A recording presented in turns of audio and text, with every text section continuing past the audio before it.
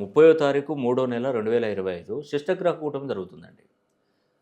రాహు, శుక్రుడు, బుధుడు, రవి, చంద్రుడు, శని ఈ 6 గ్రహాలు షష్టగ్రహ కూటమిగా ఏర్పడుతున్నాయి. ఆంధ్రప్రదేశ్‌లో రాజకీయంలో చాలా గొప్ప మార్పులు, చేర్పులు జరగబోతున్నాయి. నాకు తెలిసిందంటే మహానాయకుడైనటువంటి తన వారసుడు ఒక పార్టీ స్థాపించబోతున్నాడు.